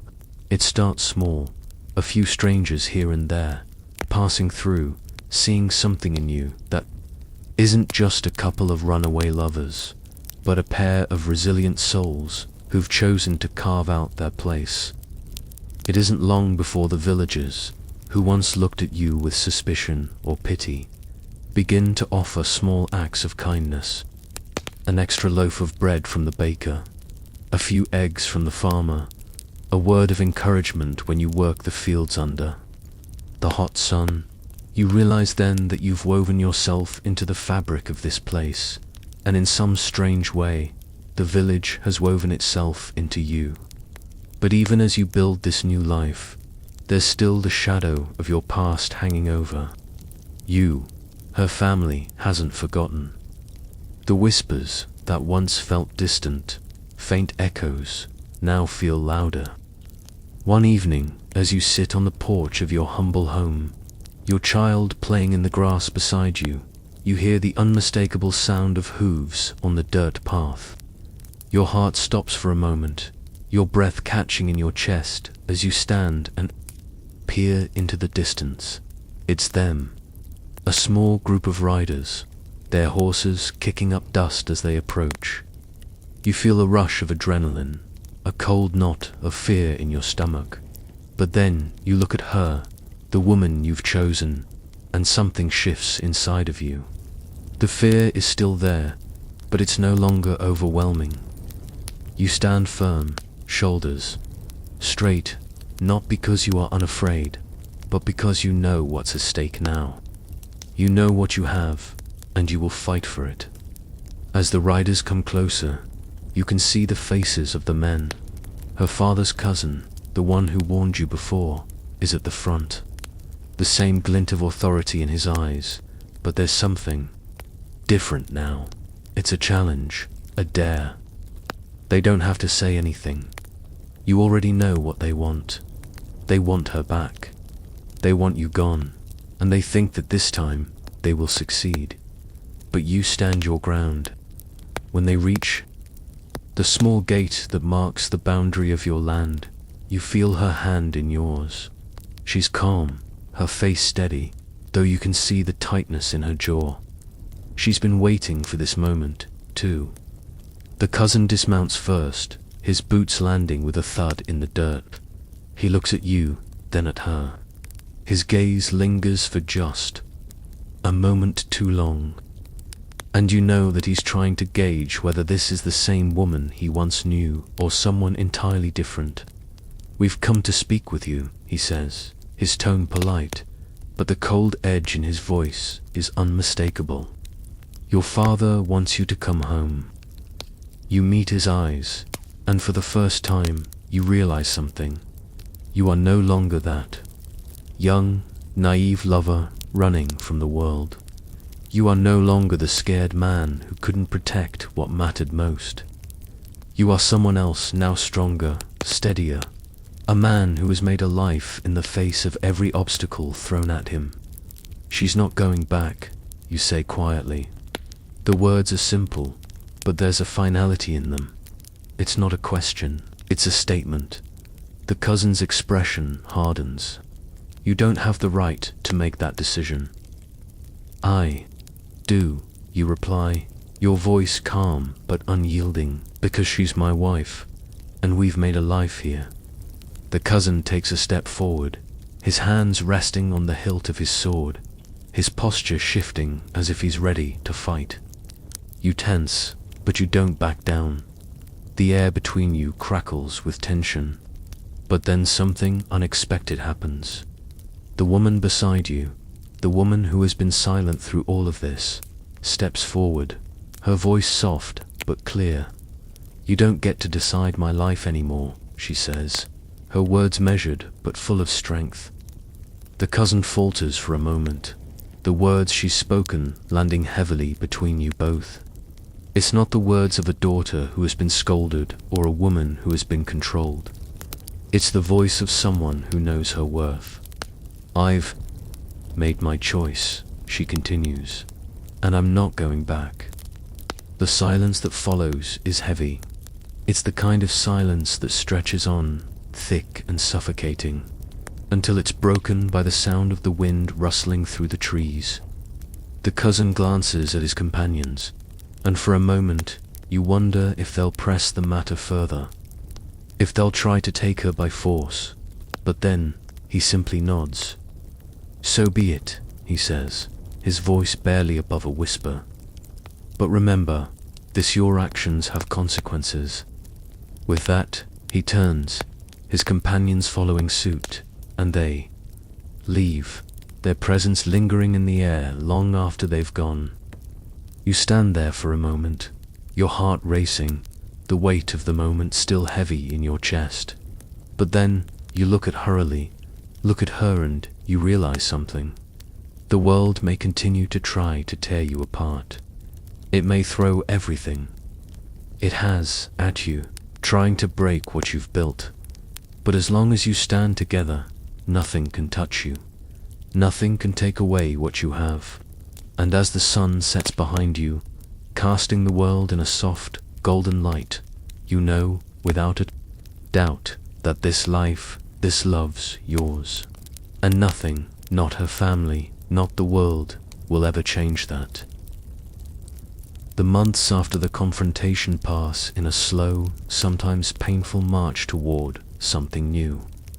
The village, once so unfamiliar and intimidating, begins to feel less like a place to hide and more like a sanctuary, small, simple, and full of the kind of peace you didn't know you were capable of finding. The land that you've worked so tirelessly to cultivate, your sweat mingling with the soil, becomes something more than just a piece of earth. It becomes a reflection of your resolve, your desire to build something real, something that can't be torn down by the forces that tried to control it. With each passing day, the life you've chosen grows stronger. The house, though modest, has begun to feel like a home. The walls, a testament to your labor and love. It's not grand by any means. There's no shining stone, no delicate tapestries hanging from the walls, no extravagant furniture. But it's enough.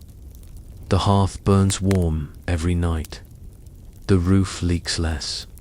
You find yourselves laughing more often, sharing small joys in the face of whatever struggles the world sends your way. The weather is not always kind, The winter months come with biting winds, and the frost nips at your fingers as you gather firewood. But there is warmth in the house, and warmth in each other's presence. The child grows, her laughter becoming the music that fills the space. And you watch her every day, amazed at the way she takes in the world with wide, innocent eyes. You teach her the names of the birds that fly over your home, the colors of the flowers that bloom in the spring, and the way to tell when the wind will shift. There's something about this simple life, this unadorned existence, that feels like a kind of magic. The constant work, the small battles, the quiet moments of peace, these are the things that build the foundation of a life that no one can take away. But even here, in this small corner of the world you've made, the shadows of the past are never far behind. You've heard the rumors, the whispers that travel through the wind, carried by travelers and villagers alike. Her family hasn't given up, and they still watch from a distance, waiting for the right moment to strike.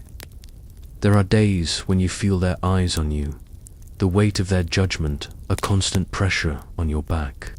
You know they'll never truly accept your love, your life, but there's something freeing in that knowledge. It's as if, by denying you, they've finally given you the freedom to be who you are, to live on your terms. You've learned to stop looking over your shoulder. The love you share, the life you've built, is enough. There are still days of doubt, of uncertainty, but the strength that comes from facing it all together has become something you rely on. The fear no longer has power over you. You face it and move forward, each step more confident than the last. You've learned to live for the small moments, the quiet mornings when the sun rises over the hills, the way the light dances on the river in the evening, the smell of bread baking in the oven, and the sound of laughter echoing through the house. These are the things that matter now. They are the things that fill your heart and make the hardships bearable. As the seasons change, you begin to notice that your small home, the life you've created, begins to draw others to it. One by one, the neighbors who once kept their distance begin to come around. It starts with a casual visitor, shared meal, a helping hand when the work seems too much. You've become a part of the community, no longer outsiders, but people, with something to offer, something that has nothing to do with wealth or status, but everything to do with strength and perseverance. Your story spreads, quietly at first, but then louder as others begin to see the kind of life you've created. It's not the kind of life that comes from wealth or power. It's not the kind of life that is easily measured in terms of success or failure. But it's a life that's real. It's a life that's been fought for and earned, step by step, through hard work and determination. In time, the village stops seeing you as the outcasts, the rebels. They see you as something else, just another family, living alongside them, struggling, succeeding, failing, and rising again, just like they are. The judgment that once clung to you like a shadow begins to fade. You're no longer the couple that ran away, no longer the two who defied tradition and law. You're simply the people who chose to live honestly, to love openly, and to fight for what they wanted. The world might still be full of complications, full of challenges that you cannot anticipate, but you know now that you are ready for whatever comes next. The love you've found, the life you've built, has made you stronger than you ever thought possible. It has given you a foundation that no one can take away, no matter how hard they try. You look at your daughter now, no longer a baby, but a young child with curiosity in her eyes and laughter in her voice. And you know that she will grow up in a world that is different from the one you knew. She will face her own challenges, but she will know the value of love, of hard work, and of the strength it takes to build a life. She will know that it's not about the world's approval that matters. It's about the love that holds you up when everything else falls away.